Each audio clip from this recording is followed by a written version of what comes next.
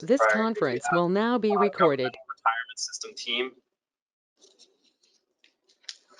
that's specifically dedicated to working with governmental retirement systems. DB plans have over 20 state and local governmental DC plans. So a lot of deep industry specialization and experience, and everybody on your team is part of that state and local governmental retirement system team.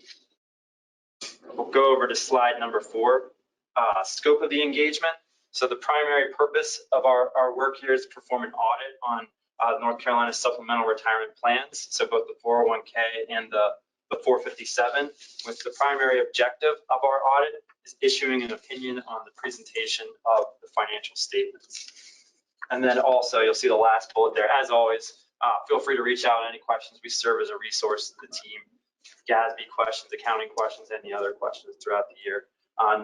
We've helped with several special projects as well, so always available to be a resource. So we'll go to slide number 5. Going to go through some required communications about auditors' responsibilities versus management's responsibilities. So the first slide here, as I mentioned, our primary responsibility is to issue an opinion on the financial statements as to whether they're materially stated in accordance with U.S. GAAP. Let's flip over to slide number 6. The standards that we'll be performing them under, generally accepted auditing standards, and also in addition to that, we'll be performing the audit under governmental auditing standards. And then finally on slide number 7, talking about internal controls. So always like to highlight that we do not issue an opinion directly on the internal controls, though as we'll walk through, part of our risk assessment, our planning process is a review of all the significant audit areas and processes. So in that, we're performing a review of the internal controls, but like I mentioned, we do not issue an opinion on the internal controls. So if you go over to slide number 8, management's responsibilities in the process. So first and foremost is the management's responsible for the preparation and fair presentation of the financial statements. So they're management's financial statements. Our role in the process is to audit management's financial statements. And second, related to internal controls, management's responsible for the design, implementation, and maintenance of internal controls. And so if we'll go over to slide number 9, talk real briefly about our audit methodology. We basically break the audit up into 4 separate phases: planning and strategy, the systems evaluation, where we're performing our risk assessment, looking at the internal controls.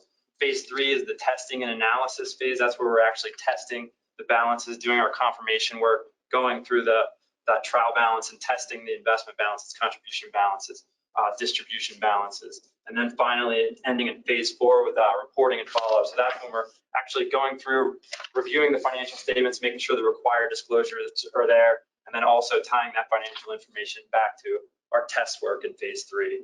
Kind of a high-level timeline there. So we've already started phase 1. We had a kickoff meeting with management. This is kind of part of our planning and strategy of meeting with the committee.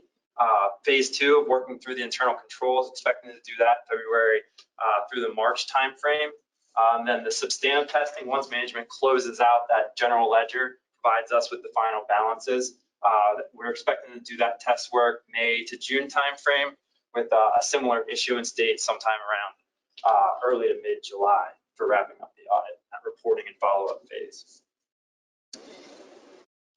So if we'll go to slide number 10.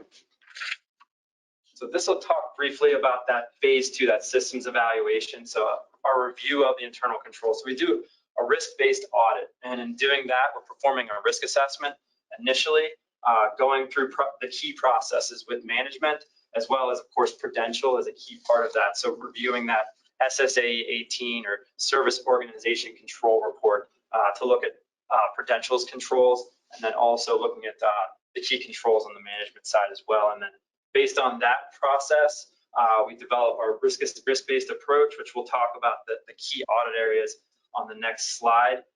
Perform our tests of design, so essentially walking through those key processes, as well as performing a test of controls and test of effectiveness of the controls on the contributions, distributions, loans, and participant data. And a lot of that test of effectiveness actually is covered by that Service Organization Control Report. So we're placing a lot of reliance on the report issued by the Service Organization Control Auditor as far as the test of controls. And then finally, the last bullet there is performing employer audits. So in addition to all the test work we do here, we actually go out to 25 employers and perform test work over their payroll and how they're reporting that information into Prudential from a completeness and accuracy perspective.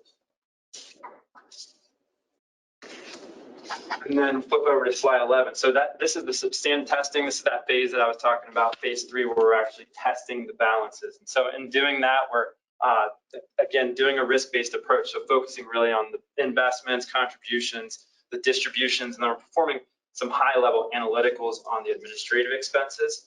So primarily for investments, we're confirming. So we're actually performing a confirmation process with Prudential, the custodial bank, BNY Mellon, as well as sending individual confirmations out to the investment managers.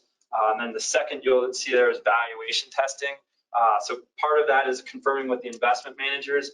Then we're also anything related to the custodial bank that's held in custody. So any equity, fixed income securities, we're selecting a sample there and going out individually pricing them with independent pricing sources. And then performing analytical procedures over the investment income as well as the investment expenses. Then for the contributions, we're sending a sample. So we're selecting a sample of employers and actually sending a confirmation to those employers. So we're sending that confirmation, requesting the employers to confirm agreement with the contribution numbers that are being reported by the system.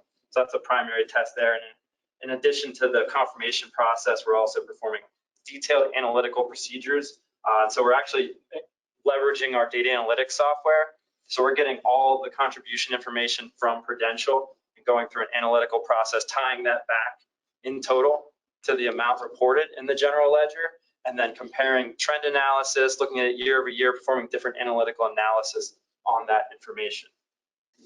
And then same thing for distributions. Again, we're getting the whole distribution ledger from Prudential, reconciling that in total back to the general ledger, the amounts reported in financial statements, and then again, going through analytical analysis of that information, as well as we're also performing individual testing in that control testing phase. So we're selecting a sample of individual member contributions as well as individual distributions and actually substantively testing that back to supporting documentation as well. So that's kind of a high level overview of the audit process there. And then really a lot of the value of this meeting, I think, is having a little bit of a dialogue. And if there's any questions, concerns, anything from the committee that was a concern throughout the year or that maybe requested that we would look at, certainly open it up in this discussions of risk slide to any members of the committee, any questions, and happy to address any questions on the slides that covered the audit process overall. Yeah, Jason, I do have one question. Where we last year had some employer findings, you go back and are they part of that employer selection? Or I know you picked the top 10, but those next 15, how do you go about selecting those? And does it possibly include any that you might have had in the previous year based on some of the findings? Typically, the top 10, but then the bottom 15 is typically a rotation base. So we're moving through trying to get coverage of different employers each year. If the findings were significant enough, then it's possible we could circle back on an employer to make sure that anything's been remediated. But typically, we're continuing to rotate through, and having discussions with management about how those were addressed, how those were followed up. Certainly, if there was anything that rose to the level of a material issue, we would address that. But nothing in past years has really been that significant. So really just following up with management as to how that was addressed internally and how those were followed up. But I think those are kind of value on that check of going out to the employers in addition to all of our other procedures. So typically not circling back and selecting them unless there was a major issue. That would be an option. Okay, thank you.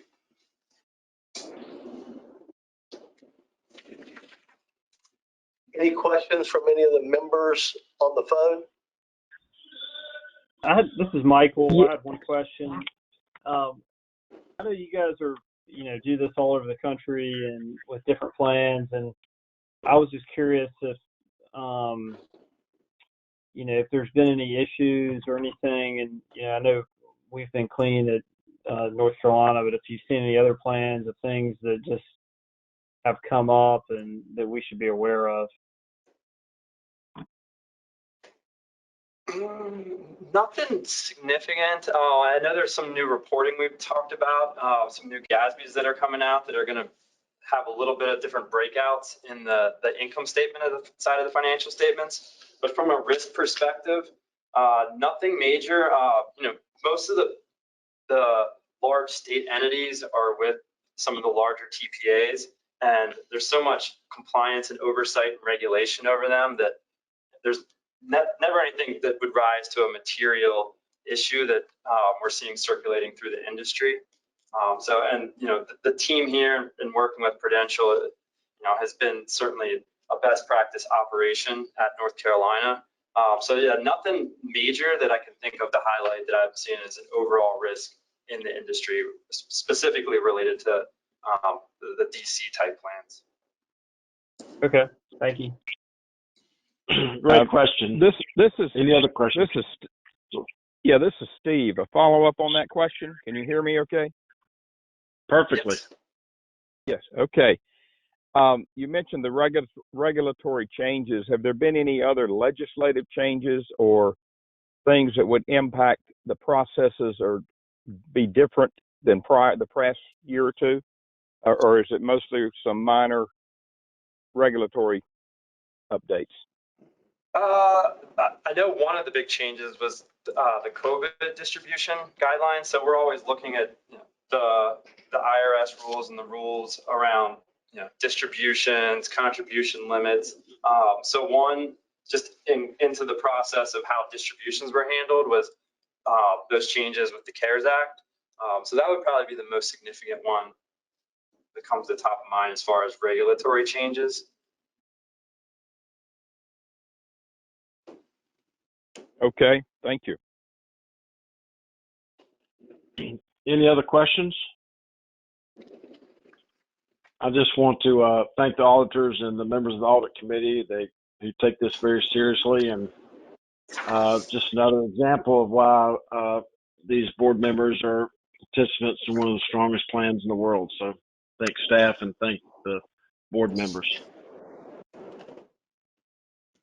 What's next, Jeff? Public comment, to see if there's any comments from any members of the public. We don't have any. We don't have any. Great. So the next is the date of the next Board of Trustees meeting is Thursday, the 24th at 9 a.m. And next we would adjourn. So do we have a motion to adjourn? Well, Jeff, thank you for leading us through this, and I look forward to this meeting because it's the only one I chair where I don't have a public comment. So it's kind of like a Tom's every year for me. So, but it's because of the good work staff's doing. So thank y'all for putting us in this position, and I'll entertain a motion to adjourn. I So moved. Second, this is Second. Melinda. This is Steve. I'll do whatever she didn't do. Steve, I'll do the one she didn't do. Okay. Great. Well, thank you, guys. That brings us to the end of the meeting. We probably all do a roll call vote on the adjournment. That's what the executive order of the governor issued says. Thank you. So Treasurer Falwell Aye. and Michael Lewis. Aye. Aye. And we have the first and second from Steve and Melinda. Aye, aye. Thank you. This conference will now